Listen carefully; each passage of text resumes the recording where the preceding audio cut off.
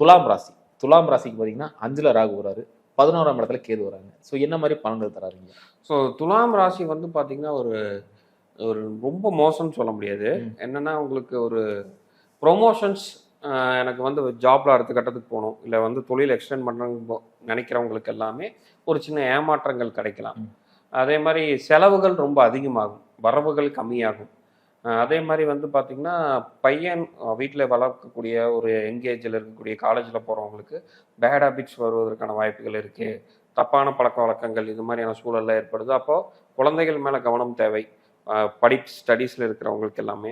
இல்லை ரொம்ப ஜாபுக்கு வந்து ஃபாரின் ட்ரை பண்ணிட்டு இருக்காங்க, அந்த மாதிரியான விஷயம் இருக்கிறவங்களுக்கு ஃபாரின் ஜாப் கண்டிப்பாக கிடைக்கும். அங்கே வந்து அவங்களுக்கு வெளிநாட்டு பயணம், வெளிநாட்டு வேலைகள், வெளிநாட்டு படிப்பு இந்த மாதிரியான சூழல்கள் எல்லாமே அந்த ஏஜில் கேட்டகரியில் இருக்கிறவங்களுக்கான கிடைக்கிறதுக்கான வாய்ப்புகள் இருக்குது. ஸோ சிம்பிளாக சொல்ல போனால் விரைய செலவுகள் அதிகமாகும். ஸோ அப்போ என்னென்னா இந்த காலகட்டங்களில் சேவிங்ஸ் கொஞ்சம் அதிகமாக பண்ணிக்கணும். ஓவராலாக வந்து பார்த்திங்கன்னா ஒரு பாசிட்டிவான நியூட்ரலான ஒரு ராசி துலாம் ராசின்னு நம்ம சொல்லலாம். பெரிய பாதிப்பு இல்லை. பட் செலவுகள் பண விஷயத்தில் பாதிப்பு ரொம்ப அதிகமாக இருக்குது.